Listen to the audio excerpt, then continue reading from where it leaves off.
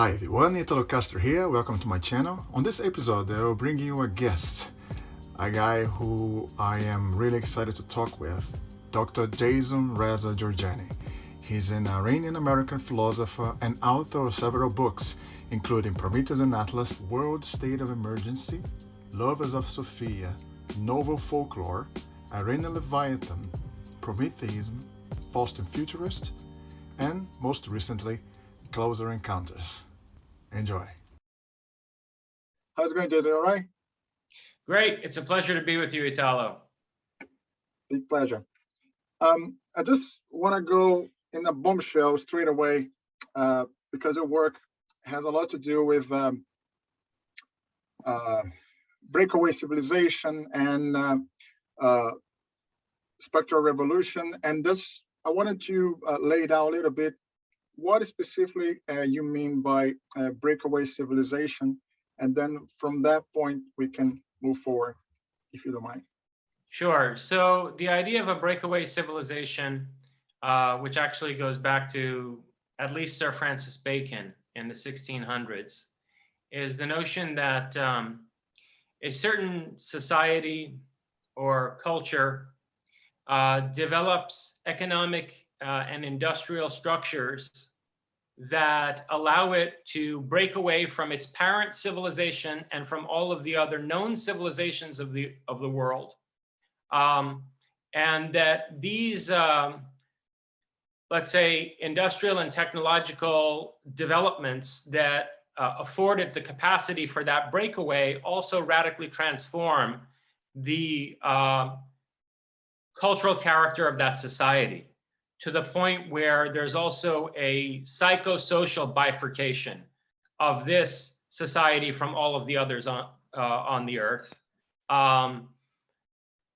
a level where it's legitimate to consider it a civilization with its own worldview. And finally, the breakaway civilization notion intrinsically implies that this society that has bifurcated off of all of the other known civilizations of Earth absconds to an occulted or occluded locale, a kind of hidden place of one sort or another, where it pursues its own developmental trajectory secretly, in isolation from the other societies of the planet, while at the same time surveilling those societies and harvesting them, not only for their resources, but also for their technical knowledge, which is then synthesized in the breakaway civilization and built upon. And so this is a notion that you first see laid out by Sir Francis Bacon in his book, New Atlantis in the 1600s. Mm-hmm. And then there are a number of other iterations of it that emerge throughout the history of philosophy. Like, for example, Ayn Rand's Atlas Shrugged is actually a vision of a breakaway civilization. Galt's Gulch, or quote unquote Atlantis in that book, is some kind of a libertarian hyper-capitalist vision of a occulted breakaway civilization. So by that perspective, I could tell that this breakaway civilization could be referred to what Plato called the Atlanteans. Were they the Atlanteans? Well, in Plato's vision of Atlantis, you have a society that actually overtly dominates the entire planet. So Plato's Atlanteans are one of a number of colonies that were set up by the gods, by the Olympians on the earth, except that this particular colony of Olympians rebels against Olympus and attempts to basically develop an autonomous society on the earth. It's the colony of Poseidon, and it's ruled by King Atlas, and basically they lead a rebellion against the Olympian gods. It's very similar to the story of the fallen angels in the Bible, who, led by Lucifer, rebel against the order of Jehovah. So no, Plato's Atlantis is not a breakaway civilization, but people like Sir Francis Bacon, beginning in the Renaissance, connected the idea of the breakaway civilization to the Atlanteans somehow. And I think that this is a legitimate association, because the question you have to ask yourself is, if you give any credence to the empirical existence of Atlantis, if you think that, there was actually this civilization and that there's legitimate archaeological evidence for it, is it really the case that they all of a sudden disappeared and drowned and, were lost forever, were effaced permanently from, human history? Or is it the case that they went underground in some way and that there are rebel survivors of Atlantis who are in hiding somewhere and who have somehow maintained their civilization? So we could tell that if they were some kind of a breakaway civilization, they will be the ones responsible for the what we see. There's the phenomena of the UAP. I watched another interview with you another day, another podcast, where you were mentioning that there is one of the theories out there that this so-called UAPs that we see, and this phenomenon, the fairies and the elves and the witches on the woods, are actually these people that broke away somehow, and they are trying to manipulate our perspective in life. So there are maybe 6 or 7 different hypotheses that you could use to interpret the UFO phenomenon. And to lay them out, really quickly and briefly, they would be the extraterrestrial hypothesis, which is simply that we're being visited by aliens from another planet. Mm-hmm. Then there's the interdimensional hypothesis, which is that, we live in a multiverse and there are parallel universes that contain other versions of Earth. And, these UFOs are actually coming across dimensions from another Earth to our Earth, right? That's the second one. Then there's another hypothesis that these are survivors of some long lost human civilization that reached a very high level of technical development, that we are not the first technologically advanced civilization on the Earth. There was at least one before us, and after it collapsed, survivors of it maintained their society somewhere in secret, and that UFOs are basically emanating from this hidden civilization. Okay, so that's the Atlantean hypothesis for the origin of UFOs. Right. Then there's the idea that, and perhaps I should have put this before the Atlantean hypothesis, but in any case, then there's the idea that let's say, Anglo-American military-industrial complex, or let's say some group of surviving Nazi Germans who have created an international clandestine power network, their military-industrial development in compartmentalized black projects has reached a point where their economic and industrial infrastructure is relatively autonomous from the economies of the various countries of Earth. And so they have effectively formed a breakaway civilization, and what UFOs are just like, modern exotic propulsion craft that are being manufactured by the industry of this breakaway civilization.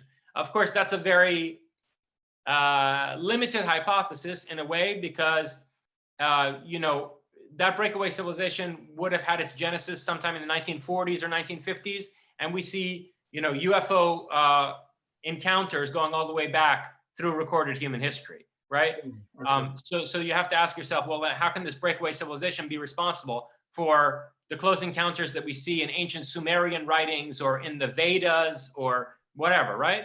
Or in South America in terms of the Mayan civilization and so on and so forth. Which then brings us to the fifth hypothesis, which is that UFOs are time machines and that the people inside UFOs are actually time travelers.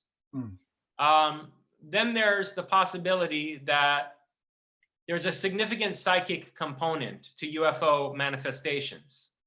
In other words, if you look at the history of psychical research going back to William James and these other gentlemen at Cambridge and Oxford in England who formed a Society for Psychical Research, all the way through J.B. Ryan and so forth in the 1930s in America, you see that there have been extensive laboratory studies of not just extrasensory perception, but also psychokinesis, right, that raise the possibility that UFOs are some kind of psychic projection. And Carl Jung took this very seriously. The Swiss-German psychologist Carl Jung wrote actually a whole book in the 1950s called Flying Saucers, looking at the early data that came out of the US Air Force, major Kehoe's data and so forth, and saying it's possible that at least some of these UFOs are like ectoplasmic materializations. They're similar to the things that were produced by adept mediums in seances in the late 19th century.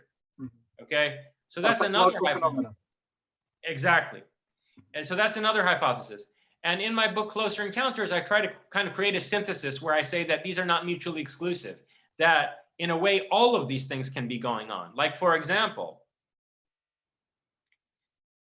let's suppose that in the late 40s, early 50s, a breakaway civilization developed on the Earth. Okay. Whether it was Nazi German in origin or whether it was some Anglo-American Germanic elite that was the intercontinental in nature, right? Let's suppose that this breakaway civilization made a breakthrough to develop exotic anti-gravity propulsion technology, which is a case that I make in Closer Encounters, that in fact this took place. That same technology gives you the capacity for time travel. So then you see that those two hypotheses are not mutually exclusive, that it could be both a breakaway civilization that developed in the 1950s, right, and it could be the UFOs or time machines, and that what we're dealing with are time travelers, because once the breakaway civilization achieves this technology, it then inserts itself into all previous epochs of human history. Now let's look at the Atlantean hypothesis, right? That there was some advanced civilization in the past, collapsed. Right. UFOs are survivors of that collapsed civilization. Well, if time travel is developed by the breakaway civilization in the 1950s, how far back into the past would they go? Why would there necessarily be a limit? What if Atlantis is actually a culture seeded in the distant past by time travelers from what is, from that perspective, the future, right? So, so this is a little bit mind-bending, but mind-blowing, yeah. It really is. But what I propose in Closer Encounters in a nutshell is that all this fascination that the Germans of the Third Reich had with Atlantis and, these Aryan world colonizers, like, for example, Quetzalcoatl and his comrades that came to, pre-Columbian America, the German fascination with all these archaeological and anthropological traces of Atlantis could in a way be, they're giving themselves the heritage that they want to monumentalize. That, in other words, the Nazis who, structured their whole mythology around Atlantis, once their breakaway scientists developed this space-time warping technology, they actually seed the very Atlantean civilization that they're then so fascinated by and use to develop their state mythology and ideology. So it's a kind of time loop, right? Right. So I would say that they were the original people that colonized, let's say, the ancient land of Egypt, by that perspective, right? So ancient land of Egypt, and also as you mentioned, the Sumerian tablets, right? For example, the King's List. I've heard about it and do a little research about it as well. The massive length of lifespan that some kings has in the very distant past, and then diminishing towards more present times. So these all connected somehow, in a sense. This hypothesis. Berosus and Manetho, the king lists in Berosus and the ancient Egyptian historian Manetho show that there were tens of rulers before the first pharaoh. There was a pre-pharaonic period in Egypt where, according to these lists, and it's interesting, archaeologists use Manetho to legitimate archaeological evidence for various quote-unquote historical pharaohs. Yeah. But for some reason, they just reject everything that came before the first pharaoh. Where's the rationale for that? Yeah. I mean, especially when you have monuments like the Osirian at Abydos in Egypt, which were excavated out from under 8,000 years of sedimentation, meaning this structure, which certainly wasn't built underground, it boggles the mind how it was even built above ground. This structure was built at least 8,000 years ago, and it's called the Osirion because supposedly Osiris lived there, right? Yeah. And so why would you not use Manetho to corroborate that archaeological evidence and say, well, yeah, this structure is from the time when, as Manetho says, first the gods and then demigods who were hybrids were ruling Egypt. And these are the people who, after thousands and thousands of years, set up the Egyptian civilization. They laid the foundation for what we now, study as the historical civilization of Egypt. And same thing in South America. The important point, though, that I make in closer encounters about this is that it's clear from all of the different myths, whether it's the Vedic accounts of the Devas battling the Asuras, or the Greek accounts of the gods versus the Titans, or in pre-Columbian America, the stories about how Quetzalcoatl's civilizing mission was challenged and ultimately defeated by Tezcatlipoca, who was the dark lord of the smoking mirror, the god who actually, taught these poor people to tear human hearts out on the tops of pyramids and so forth, right? Sacrifices. So, exactly. So there's and in Egypt, Osiris versus Set. There's always these two sides, these two factions. And you see that going back to Plato's myth of Atlantis as well, that what happened at the end of Atlantean civilization, the high Atlantean civilizational period, was a rebellion against Olympus.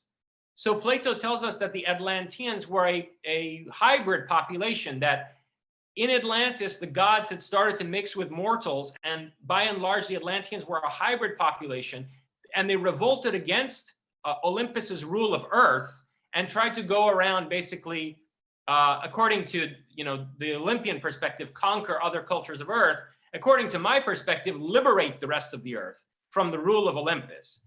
And so you always have these two factions, and I would characterize the civilizing mission of one side in this conflict as Promethean, and the other side as a kind of, tyrannical, paternalistic system that wants to maintain the human population in a static hierarchy and is inimical to human progress and self-determination. I don't know if it's related, certainly is related with this ancient civilization that somehow broke away. If you go further back in time, first it doesn't matter anymore, right? At this time. But you mentioned once that they come from Mars first, right? Millions and millions and millions of years ago, and they caused the terraform the planet Earth via the moon. And do you think that this, in your opinion, do you think this population that came from Mars, they were the same people, or certainly they were the same people that gave origin to the myth of Atlantis that Plato came up with? Yes, short answer, yes. But again, emphasis on the fact that there are two factions. And so this civilization is internally divided against itself in a very catastrophic way. And I think that has to do with what happened on Mars, what happened to actually destroy Mars. Right. So backing up a bit here, what I suggest in Closer Encounters is that if you're a human society that has discovered time travel for the first time, it would behoove you to find a place where you can safely seed your civilization without disrupting the historical timeline, right? You want a kind of a quarantine zone, a place where you're going to be isolated from the trajectory of human history that brought you into being in the first place.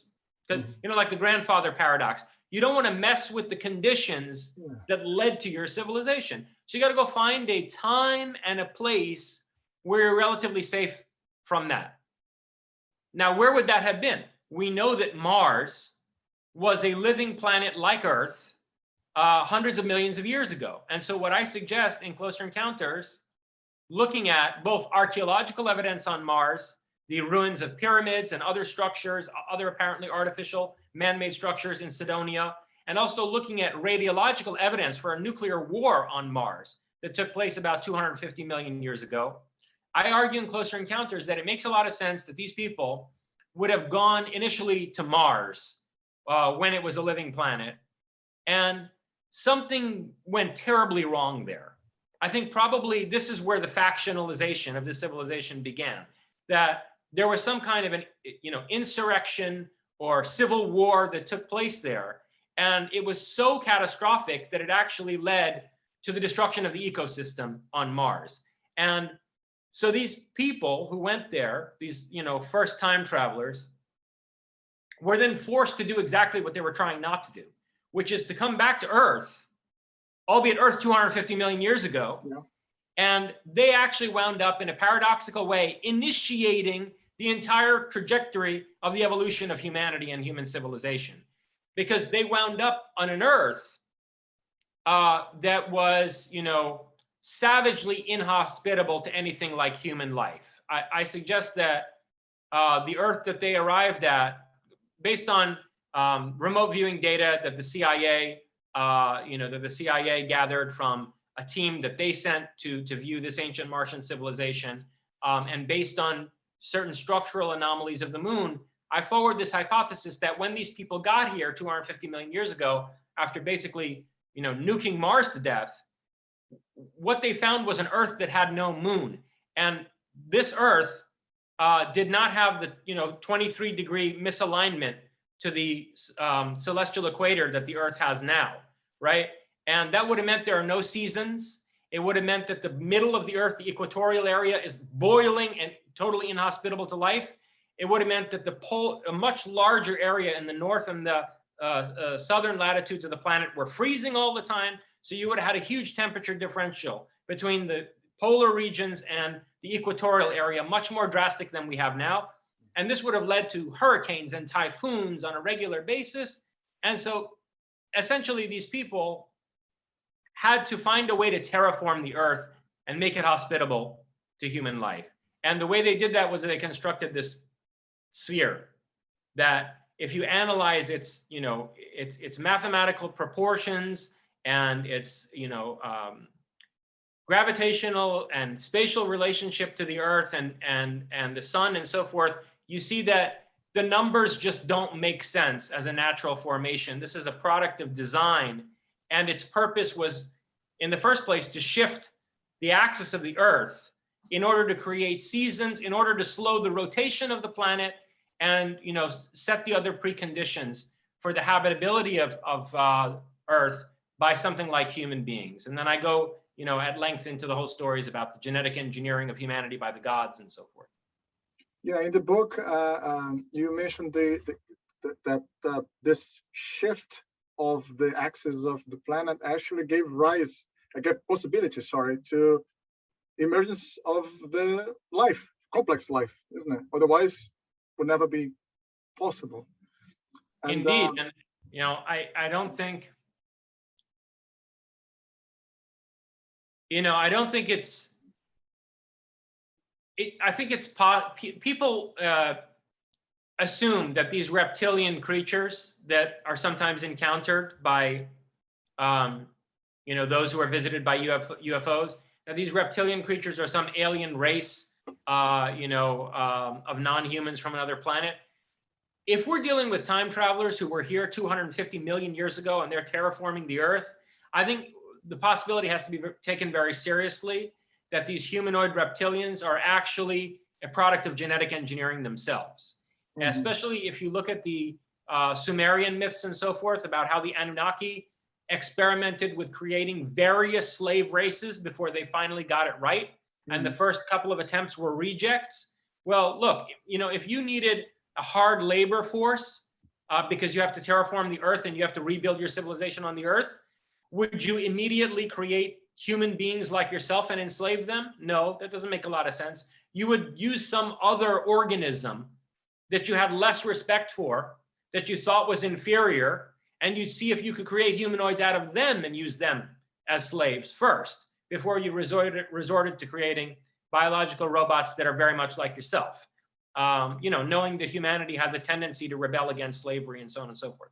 So I think they tried with these reptilian creatures first, and that these one of the reasons why the close encounters with these reptilians in particular are always so violent and hostile may be that these reptilians have it in for us, because the humanoids that came here created them as a race of slaves, and they profoundly resent that. Right. And so let's put it this way. You mentioned as well that you got in touch with remote viewers, that a lot of this data that you collected were from remote viewers, right? The top training remote viewers. And this is how you were able to grasp this information from Mars and make a connection to the ancient times that Plato described. Would you elaborate a little bit of the subject of remote viewing, so we can go on for it?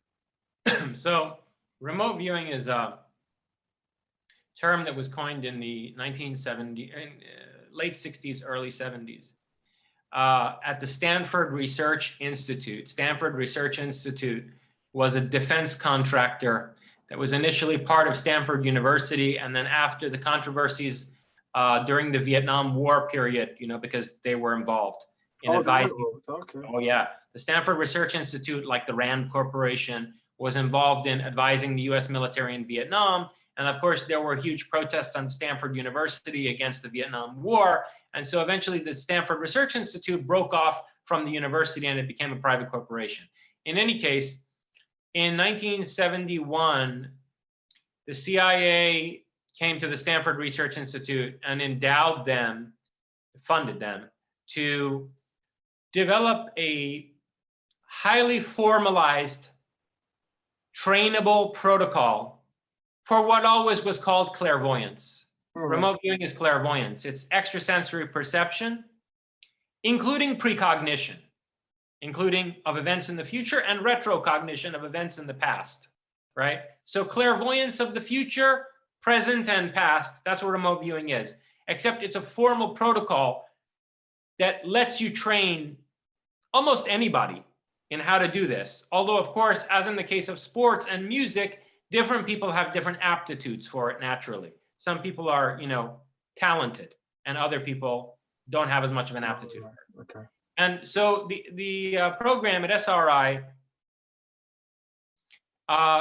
trained military and intelligence operatives to carry out clairvoyance of the future, the present, and the past for the sake of espionage, mainly targeting the Soviet Union, trying to map out secret Soviet installations, and also ultimately in the early 1980s, as it was taken over by the Department of Defense, same program was taken over by the Department of Defense, they began to use it for counterterrorism, precognitively viewing future terrorist attacks, tracking the movement of, let's say, American hostages taken by Hezbollah in Lebanon, seeing days in advance where these hostages would be moved so that they could organize rescue operations and so forth. So this is, in a nutshell, remote viewing. And they have these people, in an isolated, room with low sensory stimuli with a single interviewer, and they're quote unquote blind to the target, meaning they don't know what target they've been tasked to view, which is inside of an envelope. And there's a panel of judges that has no contact with the viewer. And this panel of judges is supposed to objectively compare what the remote viewer comes up with as their data, what they sketch out, and their oral report that's recorded, compare that data against what was in the envelope, what they were targeted with, and against other methods, other data about the target gathered through various other means of intelligence acquisition, whether it's satellite intelligence or whatever. And so these judges then make some kind of a relatively objective assessment as to how reliable the information is. and then they would pass it on to the CIA or the NSA or whatever agency in order, for it to be actionable intelligence for them to organize an operation based on. So this is the context for remote viewing. And in this context, there were sessions where top remote viewers like Joe McMoneagle and Ingo Swann in particular, remote viewed the moon, remote viewed Mars, both in the present and in the distant past, and remote viewed the society of the people who, according to them, had a civilization on Mars millions of years into the past, came here and used the moon as a base of operations to seed their civilization onto the Earth. So this is an account that emerges if you put together Ingo Swann's 2 remote viewings of Mars, one in the 1970s, around 1975, and another in 1984, and then a remote viewing, totally separate, unconnected remote viewing of Mars by Joe McMoneagle at the Monroe Institute working for the CIA in 1984 as well. So there were 2 remote viewings of Martian civilization in 1984, one by Swann, one by McMoneagle, and Right. Swann's was by an entire team. He led the team, but it was 5 different remote viewers. They were all isolated. They all got the same data. Oh, wow. That's wild. Yeah, the data they got in a nutshell with data that they were targeted with Cydonia, these archaeological structures on Mars.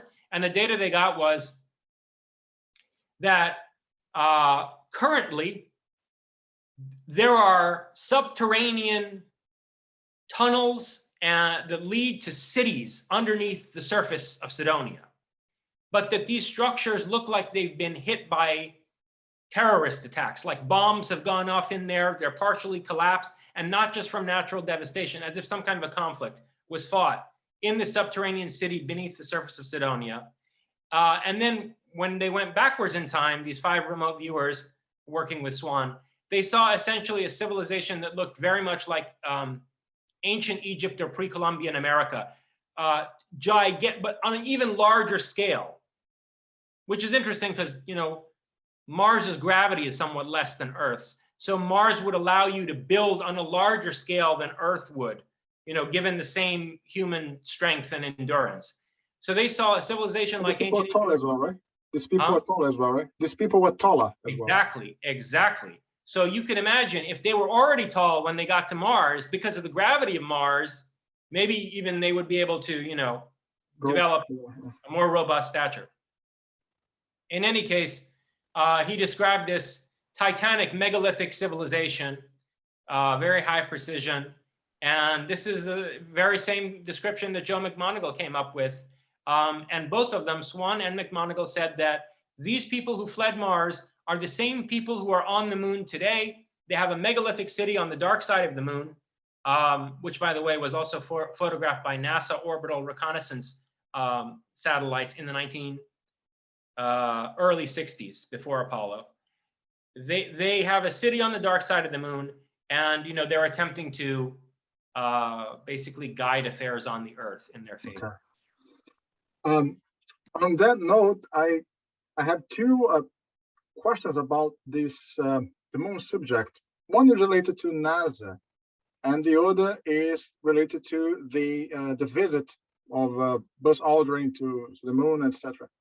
The NASA one is like, to me, it's kind of difficult to wrap my mind around the fact that if the U.S. government knows so much, but they hidden away, as you tell in your book, all of this data from UFOs and UAPs, USOs, whatever. Did NASA choose to filter what they display to the community, or they themselves don't know? And also the astronauts, I watched the footage when they come back, and they don't look super happy. They don't look, oh, I've been to the moon. No, they are like traumatized or disappointed. I don't know. Go on. Okay. So, all right. Now let's lay this out very carefully, because this is a very complex question. Okay. First of all, what is NASA? We brought over thousands of the highest level Nazi scientists. By we, I mean the United States. Between 1945 and 1947 in Operation Paperclip. It was the first major operation run by the CIA. The CIA was, as soon as the CIA was created, the CIA made its business the importation of thousands of Nazi scientists into the United States. And the CIA, by the way, was co-constituted by the incorporation of the East European Nazi spy network of General Reinhard Gehlen into the American OSS. So the CIA is not even originally American, isn't it? No, it's at least half Nazi German from its foundation. Good and Lord. The first thing they did was bring over thousands of Nazi scientists, and it's called Paperclip because it's a reference to the paper clips used to, hold together fake dossiers that they created for each of these scientists, sanitizing their war crimes, making it like they were, oh, well, he just didn't know what he was doing. He joined the Nazi party. He happened to join. Yeah, I mean, look, Werner von Braun was an SS major. He wasn't some, random. The guy was an SS major who used slave labor inside hollowed out mountains to build V-2 rockets that rained down on the civilian population of London. This is the guy we made the head of the Apollo program at NASA. This is the guy who was responsible for the Apollo program at NASA. And the Apollo team that SS Major Werner von Braun put together consisted 70% of his Nazi SS buddies. Okay? How much percent? 70% of the team. In other words, listen, the United States did not go to the moon. Nazi Germany went to the moon using the United States. Okay? That's effectively, I'm sorry, it's insulting maybe, but that's the truth of what happened. If you look at the team that he had, and also these plans existed. I mean, their aerospace, vision was way ahead of anybody else's. And when von Braun came, one of the reasons he was put in charge of this project is he had all the technical papers from Nazi Germany. The Germans were planning to go to the moon in the 1940s. Anyway, be that as it may, okay? That's the first thing you have to recognize. That NASA is a largely Nazi institution at its foundation to the degree that they are planning Apollo missions to coincide with the dates of holidays that were only celebrated in Nazi Germany. Like, for example, Hitler's birthday. They would set missions, important missions, for the dates of holidays only celebrated by the Third Reich, okay? Wow. So that's the first thing you have to understand, is who built up NASA.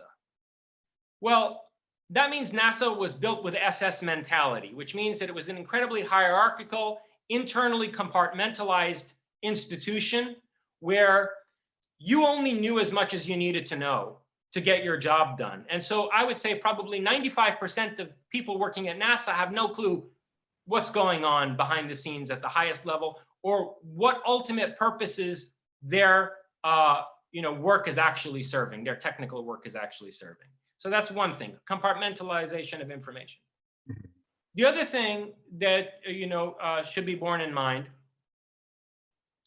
is that before NASA was developed as a civilian space agency, putatively, nominally civilian space agency, we had a whole military space program in this country, and it had developed certain reconnaissance capabilities, like the original reconnaissance satellites that were put around the moon, orbital reconnaissance satellites to take photographs of the moon leading up to Apollo. That was all classified military reconnaissance.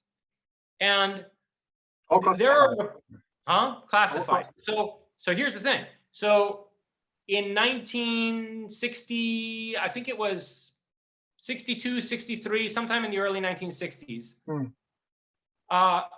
there was a sergeant who was a photographic repairman with a top secret security clearance, whose job was to repair any of the machines involved in processing the photos coming from satellites around the moon. Right? So they were getting ready to go to the moon. They were taking these satellite photographs of the moon. And this repairman's job was to go and to fix these machines whenever they would break down. Machines that are creating mosaic photographs from satellite imagery of the moon. And he was sent, not to NASA to do this, he was sent to a national security agency building near an Air Force base to go repair this machine. And the guy walks in there, and first of all, he said, this is Sergeant Carl Wolf, and his testimony is part of the Disclosure Project archive. He said that as soon as he walked in there, the place was full of scientists from all around the world, Japanese people, Europeans, even like Indian people, scientists from all different countries and ethnicities. He said they all looked like they had been gut punched. They looked like the shit had been kicked out of them. They were appalled. They looked like in a very bad state of mind. Wow. And they all have these security clearance badges on. And then he's led in, and they're all whispering to each other. And he's led into the photograph processing room where he's supposed to repair this machine. And everyone in the room leaves when he comes in, except for one sergeant. Guy was the same rank as him, who was responsible for basically monitoring this guy and making sure he didn't do anything wrong, right? And this sergeant was at his wit's end. He was a nervous wreck. And while he was alone in there with Carl Wolf, he basically broke protocol. And I think probably because he couldn't contain himself and he was, he just ready to lose his mind, he started, and he needed to tell somebody. He started showing Carl Wolf the photographs that were coming off this machine that he was supposed to repair. And photo after photo showed this megalithic city on the dark side of the moon with huge towers, spherical structures, obelisks, and it was all apparently made of a kind of poured stone. The material was not metallic or glass or anything like that. It was like what you find in Pumapunku, or Tiwanaku or Egypt, or the Osirian and Abydos. It was a kind of extremely high precision jigsaw puzzle fitted together, molded stone-like material. Wow. My guess is that this stuff that we're looking at in Egypt or in Pumapunku or whatever, it's not stone. It's something like concrete. They probably poured this stuff into a mold of some kind. Because if you look, some of these stones, they have like 12 different points of intersection with the stones around them in a jigsaw pattern. And it turns out, by the way, that this engineering methodology is extremely earthquake resistant. It's the best defense against an earthquake because basically the blocks, they will shift and then lock back into place. So he sees these photographs of this city on the dark side of the moon. And the sergeant says to him, we're told to airbrush all these out of these pictures before we release them to the public. And so my guess is that in the Apollo period, they were airbrushing all this stuff out of lunar photographs, including images of UFOs on the moon. There have been many UFOs sighted on the moon, not only by the astronauts in the Apollo program, but also cited by astronomers while looking at the moon, particularly during eclipses when you can see, the disk of the moon is blocked out. You can see the UFOs coming out and crossing the surface of the dark moon. This has been observed on a number of occasions, going back, by the way, even a couple of hundred years to the early astronomical observations of the moon. So that's that. But then the last part of your question was about the astronauts, right? Well, it turns out that these guys have little to no memory of what actually happened to them on the moon. When they're interviewed, the mode of their reminiscences about being on the moon reads like a mission log. They say, first we were supposed to do this, then we went and we did that, and then after, like they're reading off the log. A lot of dates, a lot of numbers, they say. Yeah.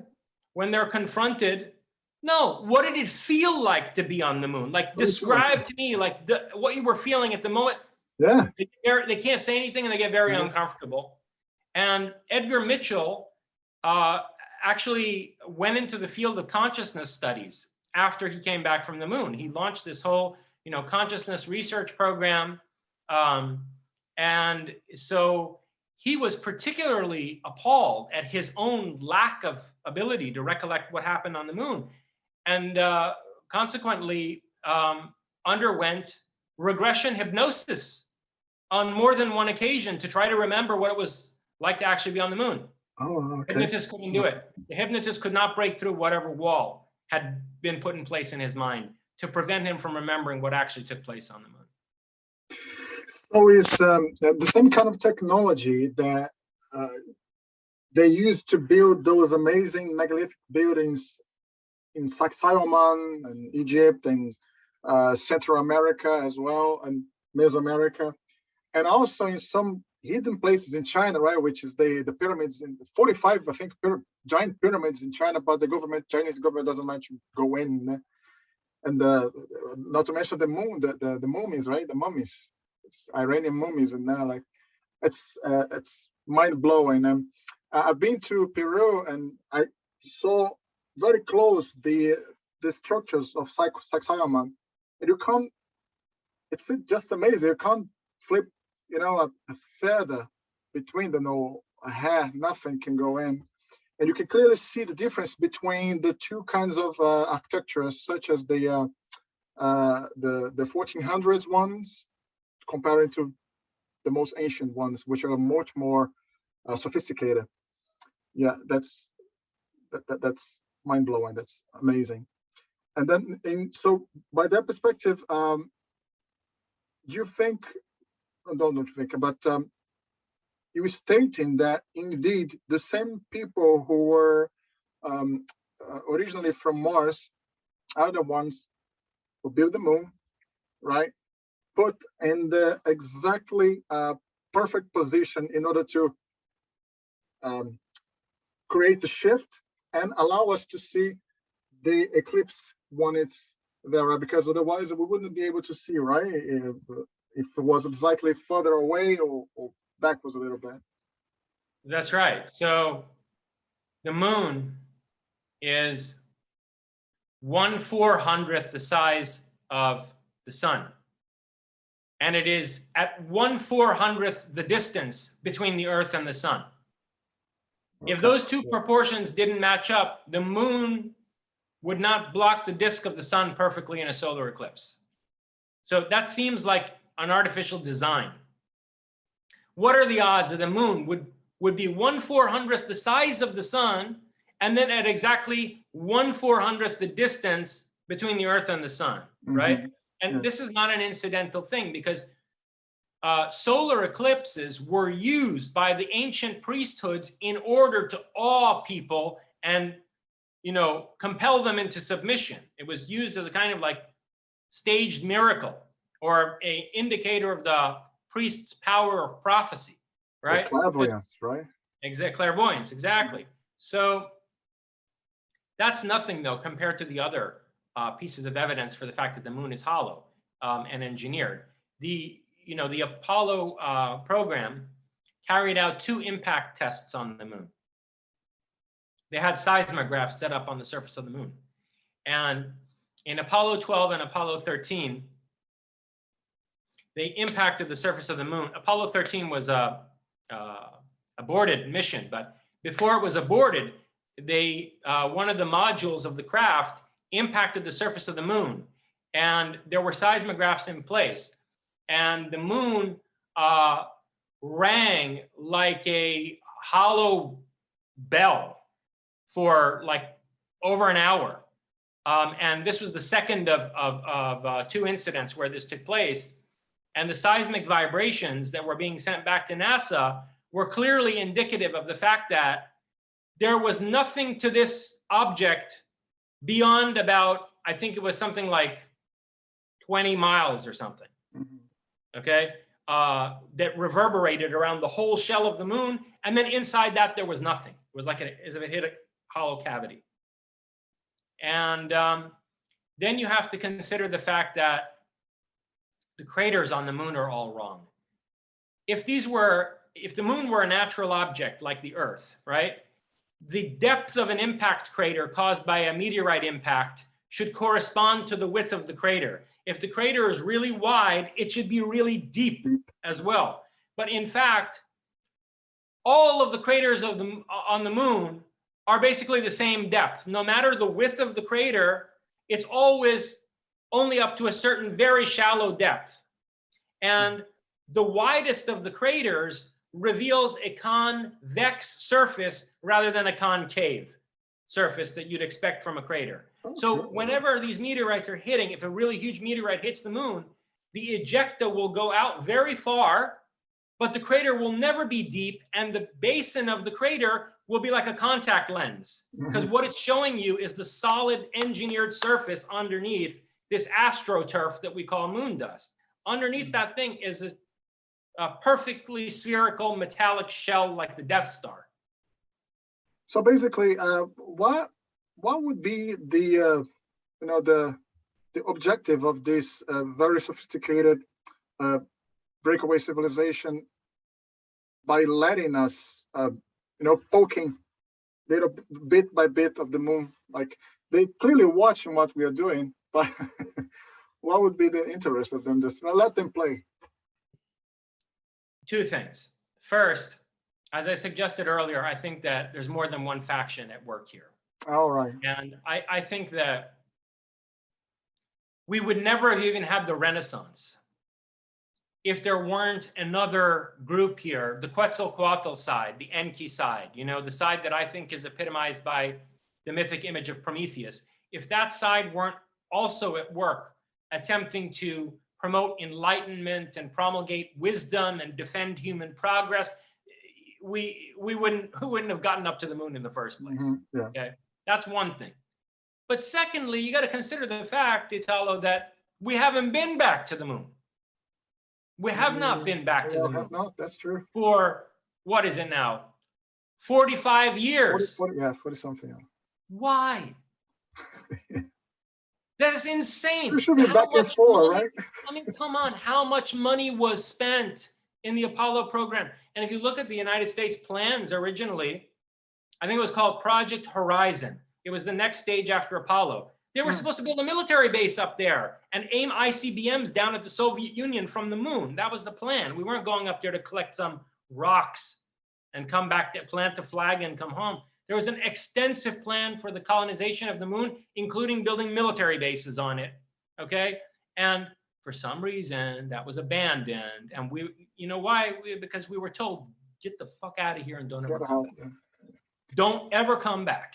Yeah. And so the question that, and by the way, Armstrong, there's a report from Armstrong about, this basically message having been delivered by UFOs on the moon, a message that independent ham radio operators heard while the astronauts were using the medical frequency. There was a frequency that was used for reporting medical trouble by the astronauts back to NASA and to select people at NASA, and a closed frequency, as you can imagine, for private medical issues.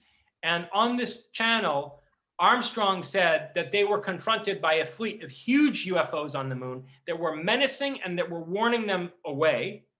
And ham radio operators heard this frequency, and the Russians heard this frequency.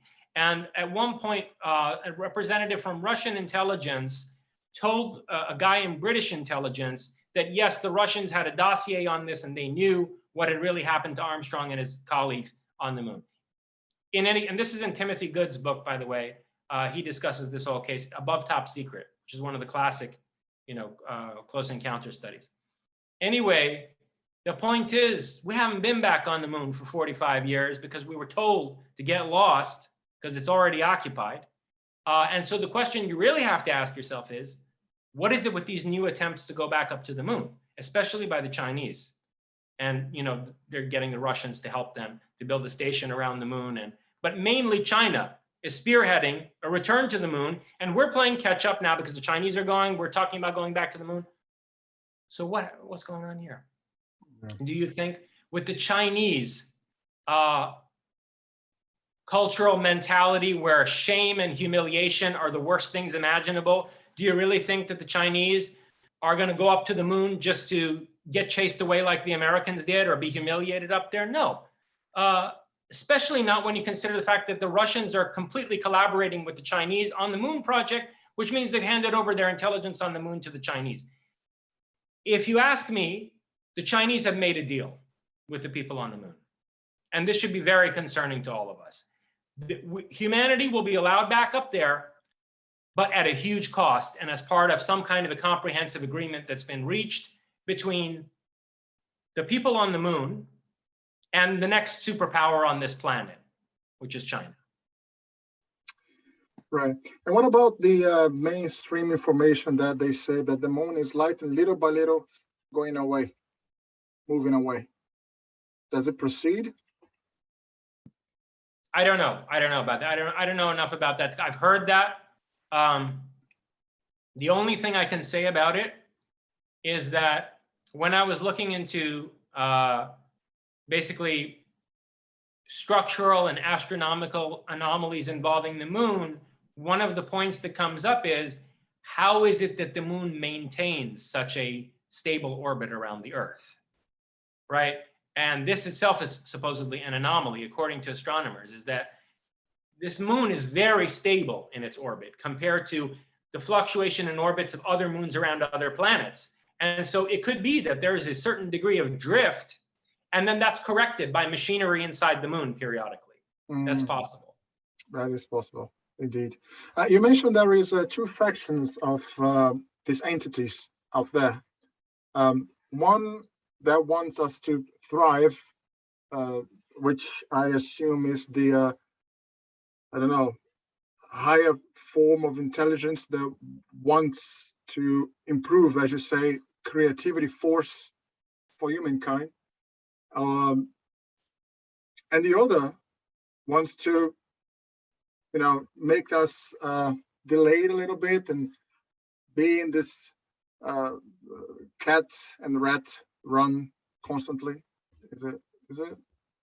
Yeah, I mean, I wouldn't say a little bit. I think they want us in a permanent stasis. They want to impose what they view as an eternally sanctified divine order, right? I mean, there's this metaphor which, Hermeticists like, as above, so below, the idea of a microcosm of human society mirroring the macrocosm of cosmic order. These people have a traditionalist mentality, capital T. I'm talking about the Olympians, the gods, the devas, the faction that wants to retard our progress. Mm-hmm. They have a mentality according to which there is some eternal cosmic order that can be perfectly mirrored in the most properly organized human society, which they believe they've achieved. And they believe that they are justified as the gods or the great ancestors or, whatever, the sky fathers who put us here. They believe they're justified in organizing human society in a certain way that mirrors this heavenly order. And there's no reason why this form of social organization should ever end, because it's perfect. It can only decline and then be pulled back into proper order, right? And that's the kind of worldview you see both in ancient Hinduism and in the classical Greek religion. Yeah. Did you say Greek? Yeah. Yeah, exactly. With the Golden Age, Silver Age, Bronze Age, etc. That there is a perfect order, and then human society declines from that over time because of human imperfection. But then ultimately the gods come back and they pull everything back under that order, right? And that order is extremely hierarchical. It's best exemplified by the Hindu caste system, right? Where you have, the gods on top, and then the Brahmins who serve the gods, and the warrior caste, and then the simple farmers and merchants and so forth, and then down to the slaves and untouchables. And it's basically a social pyramid. And the pharaonic state in Egypt was another, echo of this. So that's how they think society should be organized. And then I think you have these rebels who, at least beginning in the epoch of what Plato calls Atlantis, revolted against this whole system. And they had a different vision of human possibility and creative evolution. And that's the spirit of Prometheism, right? Exactly. That's the spirit of Prometheus. In your opinion, Jason, do you think that Prometheus, the myth of Prometheus, is based on a much more ancient one called Enki? The Enki is related to Prometheus. They're the same figure. They're the same figure. Yeah. But we have to then make a few distinctions here between archaeology and anthropology on the one hand, right? And then archetypal psychology on the other hand. and then, let's say, politically constructive myths. Okay?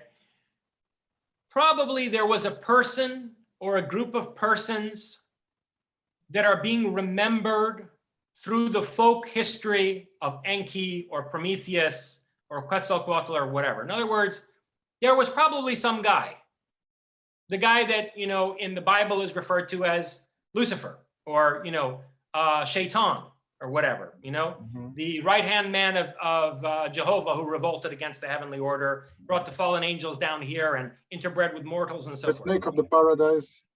Yeah, the serpent of paradise. So, which, by the way, just in case any of your viewers aren't familiar with this, the serpent in Eden is actually a dragon. Remember, the serpent is punished by having his legs taken away, meaning originally it was a serpent that had legs. And so the figure that's being referred to in the apocalypse as the dragon, and there was a war in heaven, right? The dragon and his angels fought, and Michael and his angels fought, that whole reference to the dragon in the apocalypse, which is Satan, that is the serpent in Eden. They're the same figure.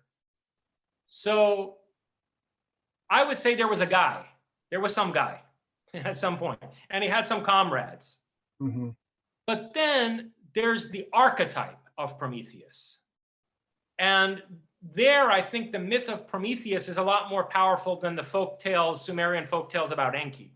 Because the myth of Prometheus has certain symbolic structures in it that can inspire us to adopt a particular ethos and a certain orientation in life. And there's where you could turn it around and say, the Prometheus archetype, forget the name Prometheus. It's some Greek name. It comes from the Greek word for forethought, Promethea. But this idea of Prometheus, the enlightener, the rebel, the trickster, right? Who's the father of humanity, the true father of humanity who wants to see his children flourish. This idea is older than Enki. It's older than Atlantis. This idea is eternal. It's an archetype. It's an eternal possibility. And, if there's a planet Vulcan somewhere, or there are Klingons somewhere out in the universe, they also have the idea of Prometheus. They have it under a different name, but it's an archetypal possibility for their society. So that's another layer that you have to consider, right? And then finally, there's what I was saying in terms of like politically constructive mythology. All great political systems and states, nations, governments, regimes, require myth as their foundation. This is a sociological fact. And anyone who denies it, frankly, is an idiot. And, this is something that differentiates successful regimes from very unsuccessful ones. And even in the most rationalist revolution in the world, which was the French Revolution, where they're trying to reconstruct all of society in 1789 on rational principles, the first thing you saw was the cult of the supreme being, Robespierre's whole, mythology that he set up. And all. So it's inevitable. You always have and the founders of Brazil looked to Auguste Comte and Auguste Comte's religion of humanity. Auguste Comte was like, in a way, the most rationalist political thinker you could imagine with his, vision of sociology that he developed. But Comte's fundamental point in the end was you cannot have a functioning socio-political system without some religion at its basis, which he then came up with this idea of a religion of humanity, right? Which the founders of Brazil initially looked to, and where the motto Ordem e Progresso comes from and all that. So I think that, the myth of Prometheus is also very constructive in that sense of, political mythology and, laying the folkloric foundation for the constitution of a regime that is constructive and conducive to human progress. Fascinating. That's fascinating. We hit more than an hour. Are you okay there, Jason? Yeah. Good. We'll go however long you want. We just have to make sure we don't tire your viewers. Okay. No, they're gonna be all right. They're gonna be all right. But I just want to make a link a little bit towards the entertainment part of the subject, because a lot of these themes quite recently have been, not quite recently, but since the 90s, late 80s, I would say, have been all over the animation world and comics world and manga world. And do you think that was just a natural process of us, like intern, of like on the back of our mind, somewhere in the subconscious, is there somehow, and it's revealing by the artists and the creators? Like, for example, Akira. Have you ever watched Akira? Of course. Of course I have. Yeah, I mean, listen, I have an entire chapter on Prometheus in Japanese anime in my book Prometheus and Atlas. The chapter Kill a Buddha on the Way. It's about Akira, Neon Genesis Evangelion, and all these Japanese anime where I see the archetype of Prometheus emerging. Very much so, yeah, indeed. And the whole fact about the government, and at least in Akira, there is the government tries to hide away the upcoming new kind of being that is evolving, right? Which very much what you were talking so far in your books is there is this force of us that needs to evolve in order to go against this so-called gods of the Olympian gods that tyrannical over us. And it's I just wanted to know your take on that. I watched another day you talk about this with Jeff Mishlove about Evangelion, and it's all there. It's amazing how I just wanted to know if indeed it's as you say, an archetypal force have been emerging in the late 80s and just started to show up. I think that, okay, well, first of all, the answer to your question is yes, in the sense that I don't think that, some random clandestine group of like, Promethean Nordics are going to Japanese anime creators and somehow like consulting with them or putting these ideas in their head. No, there's a limit to conspiratorial theorizing, even for somebody like me. I think that this is a natural emergence of the Prometheus archetype in the Japanese psyche.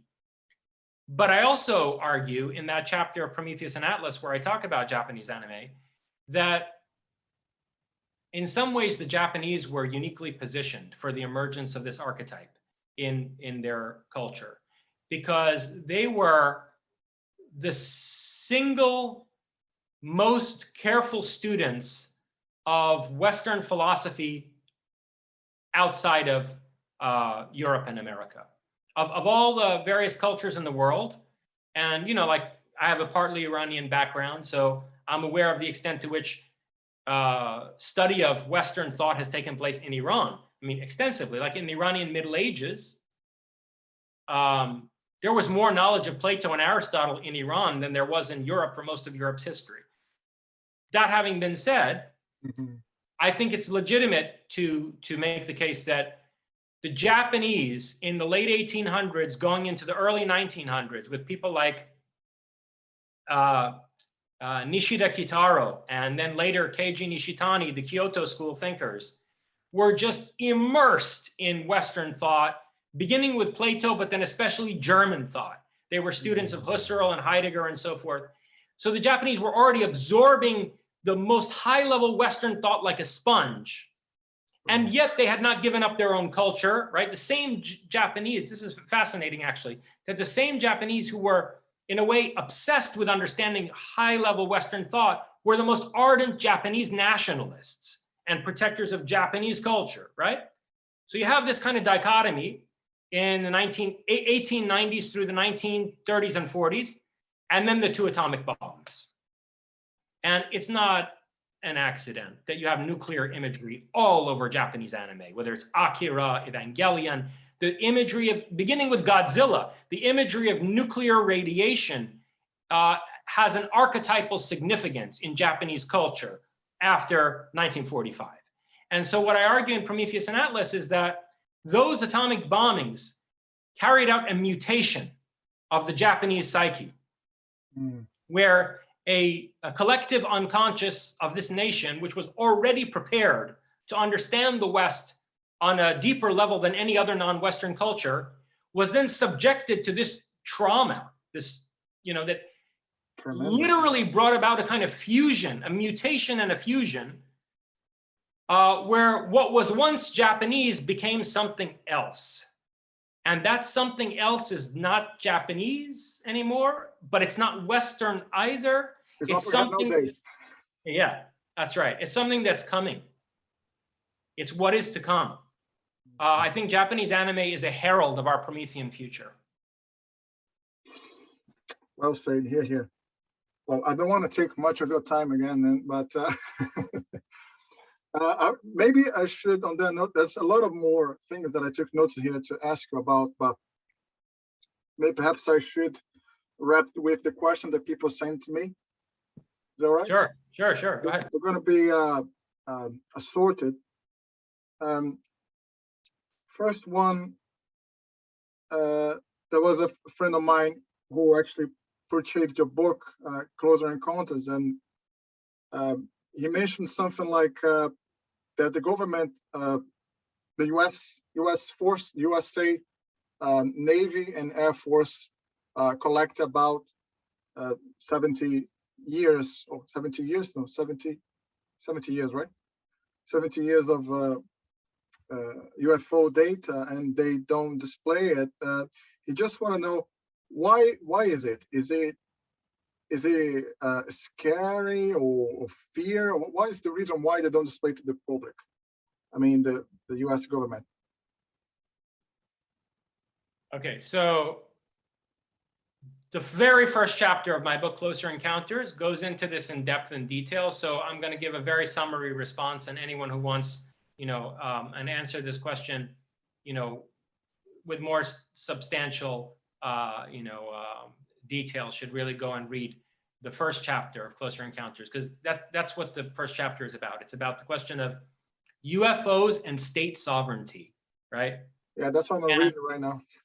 So here's the short answer to the question. No government whose officials are in their right mind will come and admit to its population that there is a superior, technically vastly superior force engaging not only their military, but abducting members of their citizenry in the middle of the night with impunity, okay? And this alien force is potentially hostile. I mean, the violation of people's privacy and their autonomy, right? When these beings come and abduct them or their children in the middle of the night against their will from out of their homes is certainly, at least potentially hostile, okay? No government in its right mind is going to come and say that it is faced by this vastly superior force that's potentially hostile, against which they have no defense whatsoever. Because the responsibility of a government that justifies its collection of taxes from the populace is the protection of people's lives and their property. So if any government were to come out and admit this, it would be a huge abdication of their responsibility, and it would dynamite the foundations of the very idea of the sovereign authority of that regime. Now, the United States government is in a particularly sensitive situation because we have this power structure on the planet where many countries are basically under the umbrella of the United States, okay? The NATO countries are literally under the umbrella of the United States. In other words, I mean, I hate to embarrass, Europeans, but they're colonized people. I mean, the NATO countries are effectively the American empire. They're colonial territories of the American empire. If you understand the NATO treaty, you basically can understand that it is an imperial power structure. And so when UFOs swarm the skies over Belgium in 1989, and their military is like, oh, man, we don't know what this is and whatever, at least the Belgians can go to sleep at night thinking, well, it's sophisticated American technology. And these Americans that basically run our country, they don't tell us about these things. They're building this shit at Area 51. Yeah, and they're testing it here, and who cares? Whatever, it's American. Now, if America comes out and says, it's not us, We don't know what it is. And moreover, we can't defend against it ourselves. Well, then the rest of the world is going to say, what? Or blame the Russians and the Chinese, right? Exactly. Blame them. So as long as you have the Soviet Union, you were kind of okay, because they were the other major superpower in the world, and half the world was under their dominion and half the world was under our dominion. And as long as all the other people in the world could say, well, this must be either Russian technology or it must be American technology, there's some degree of, psychological comfort that people could get from that. I mean, it requires lying to yourself pretty seriously, but, human beings, they'll go to great extents to lie to themselves in order to get some sense of psychological security. But if you have the Americans, or let's say, if the Soviet Union were still around, the Soviets come out and say, nope, it's not us, we don't know what it is, it's potentially hostile, and we have no defense against it, game over. That's a collapse of sovereign authority on this planet. And then if these guys actually come out overtly, and we have, fleets of UFOs swarming over cities, it could be that the population of this planet will suddenly transfer its allegiance to them and say, well, obviously our governments don't know what the hell's going on. Maybe these guys, they're going to cure disease. They're going to make, agricultural production easy for us on this planet. The hell with this. Our governments are corrupt. Let's try them out. Let's see what the planet would be like under their dominion, right? Yes, so this is a grave threat to particularly the sovereign authority of the United States. And really what people should be alarmed about right now is why the United States is starting to be as forthright as it is about UFOs after 70 years of denial. Because what that should tell you immediately is that something significant has changed. Something is about to happen. The officials in the Pentagon that are beginning to make these disclosures, they're not doing it of their own volition. They're under a timetable that's not determined by them. They've got some kind of gun to their head. And that should be profoundly alarming. It's like it made me remember the 1942, I believe, the Battle of Los Angeles. Yes, like a squad of UFOs surrounding LA. Yeah, I mean, it was one really big one and some other small ones. And the big one was caught in an artillery barrage from multiple directions and was actually photographed quite clearly in a picture that wound up on the cover of the Los Angeles Times. As early as 1942. Another question here. I think it's a double question, actually. One wants to know about the great masters of history of mankind, such as Buddha, Jesus, Mithras, Zarathustra. Wants to know, what are your thoughts on the kind of truth they realized? Are these entities influencing them somehow? What is your take on that? Yeah, so this is a subject I discuss at length in my books. In a nutshell, in particular, I discuss this in Closer Encounters, Prometheus and Atlas, and novel Folklore. And in a nutshell, still reading it. Yeah, in a nutshell, okay, this is very crude, but you can broadly characterize the relationship of these quote unquote, I don't even want to call them great teachers, because I don't think in every case they are great teachers, but let's say prominent spiritual leaders, okay? You can characterize them as belonging to two categories.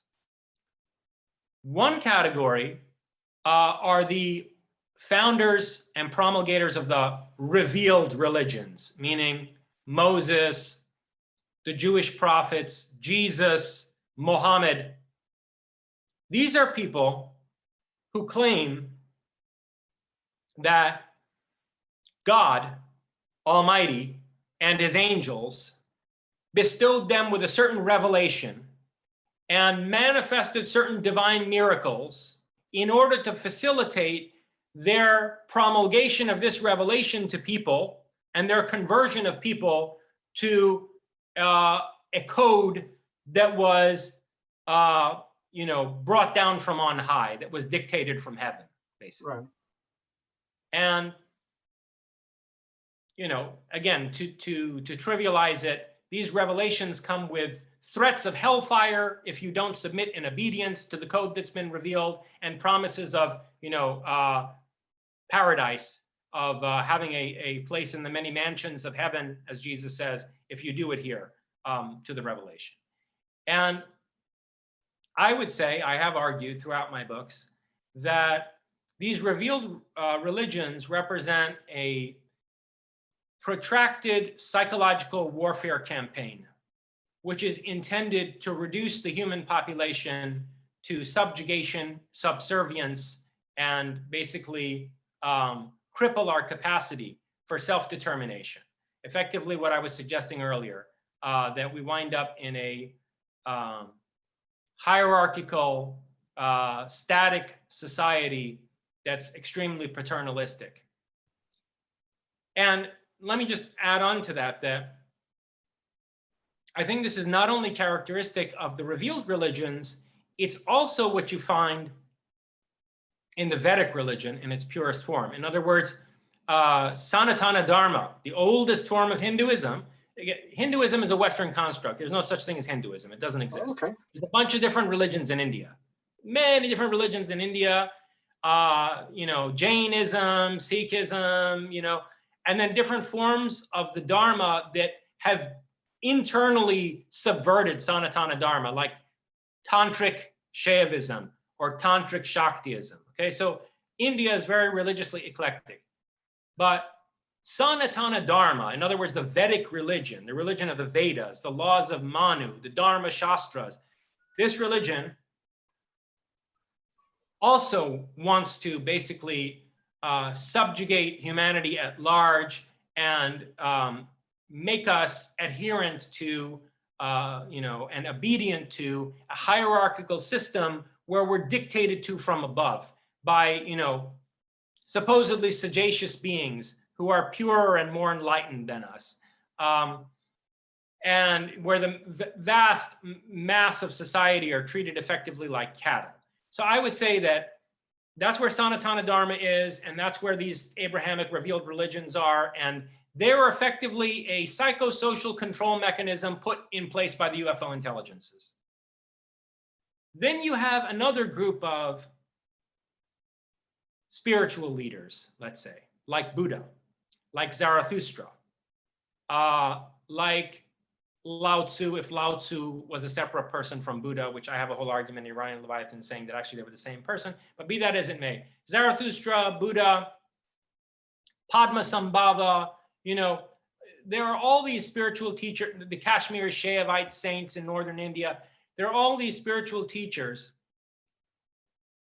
going back at least to Zarathustra that are advocating our cultivation of our own consciousness, relying on our own spiritual resources, treading a path of individual development, and building communities that foster, spiritual growth, and in essence, the rejection of any higher authority or the need for any gods beyond the human community.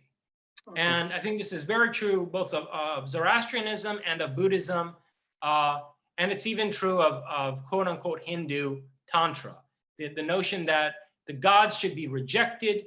They are, if anything, manipulative. They may be more deluded than even human beings are because power corrupts and absolute power corrupts absolutely.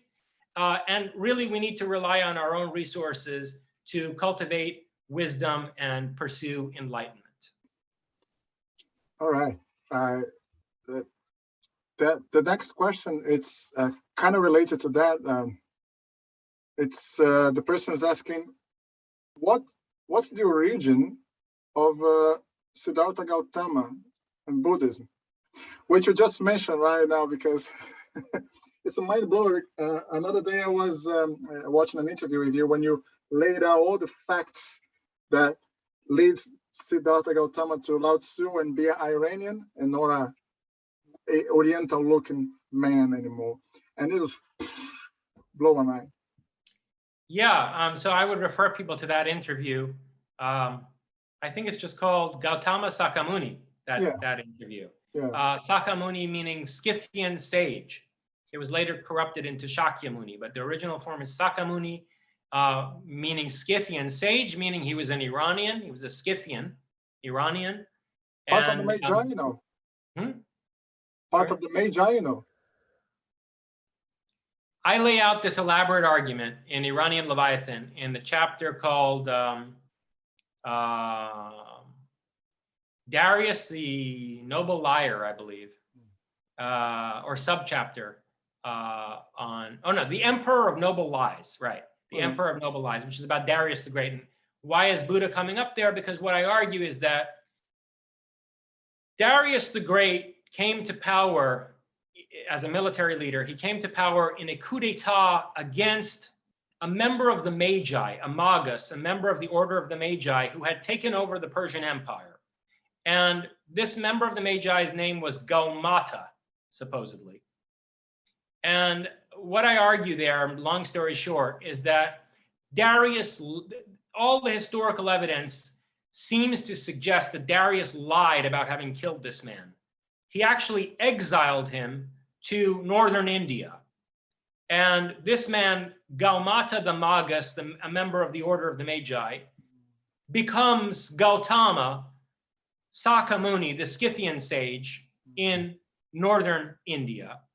And in his late life, this Gaumata or Gautama goes wandering along the Scythian Chinese border, and he's apprehended by Chinese border guards and forced to write down his doctrine.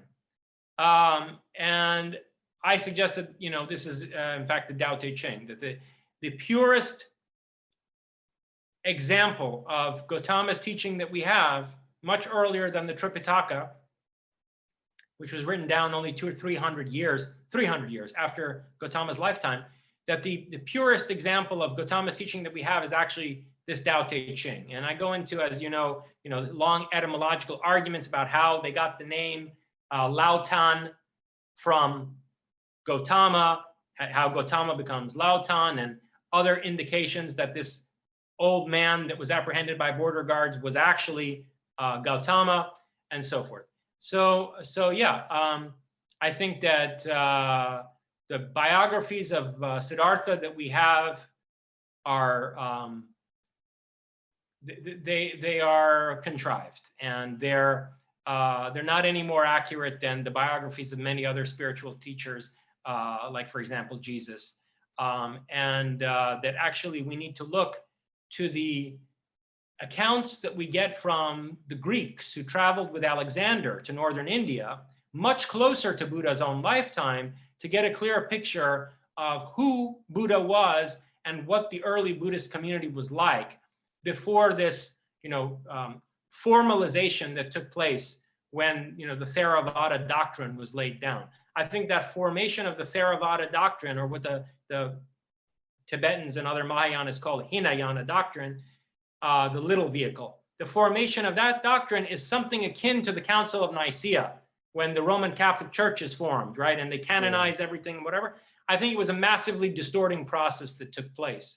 And that actually the early Buddhist teaching was a lot closer to, Taoism than to... Yeah, I was about to ask you that. There are similarities, right? Taoism and Buddhism, there's similarities.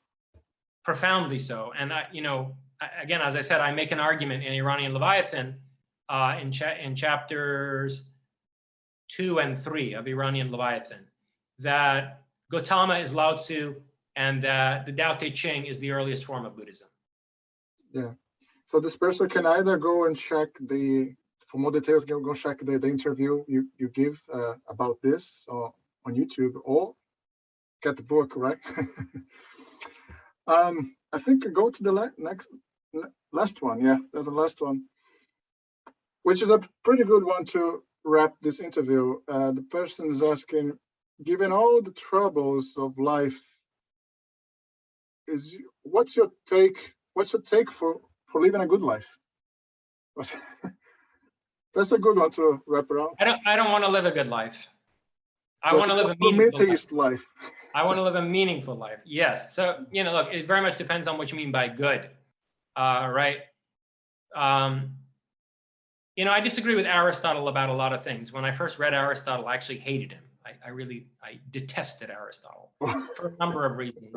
The things he says about slaves, the things he says about women, his style of thinking and writing. And anyway, I had big problems with Aristotle. But one of the things that Aristotle says that I think is absolutely right is that in his Ethics, he defines the goal of the good life as eudaimonia, which doesn't mean happiness in the sense of like happy-go-lucky, everything is good.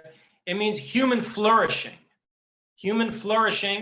and living a life that is meaningfully integrated the way that a good story, it hangs together properly, right? With a beginning, a middle, and an end. An end meaning it has a telos.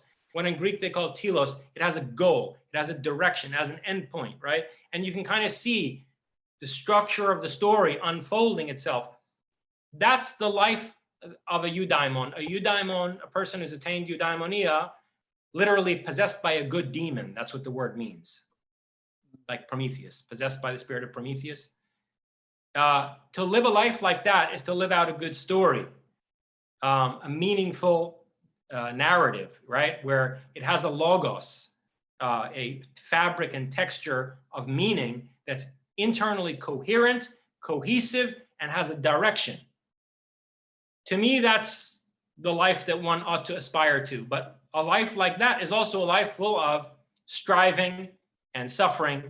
And, you know, the image of Prometheus, which, you know, I've embraced as sort of the core of the story of my own life, and which I'm suggesting can in some way actually save humanity from, you know, the impending catastrophe that we're facing. The story of Prometheus, the mythic imagery of that tale is full of suffering. I mean, this is the god that's, you know, friggin' chained to a rock and has his liver eaten out every day by the eagle of Zeus. But, you know, it's a story that's profoundly pregnant with meaning and possibility. And to me, that's the kernel of, quote unquote, a good life. Not, you know, necessarily being successful and secure and well-liked. In fact, I would say if you're well-liked by the majority of people, you're in a pretty bad place. Yeah. You're in a pretty bad place, yeah. Yeah, a life with, like evolving, isn't it? A life. Absolutely, and, you know, growth is a painful process. In every way, in every sense. Physically, mentally, spiritually, everywhere. Yeah, that's right. That's it. My man, thank you so much for your time. Thank you. It was a pleasure, really real pleasure for me to talking to you. I think you are a treasure. I think you are one of the one of my favorite philosophers of all time, and I think you should keep on thriving. The pleasure was mine, Italo, and we will definitely keep in touch. I hope it'll be the first of many conversations, and I'm also very interested to discuss your artwork with you at some point. That's good. Good projects to come. Absolutely. Take care, my friend. Bye for now. Bye for now. Hey everyone, if you enjoyed this video, please make sure you like, subscribe, and comment so we can have more contents like this in the future. Alright? Thank you for watching and take care.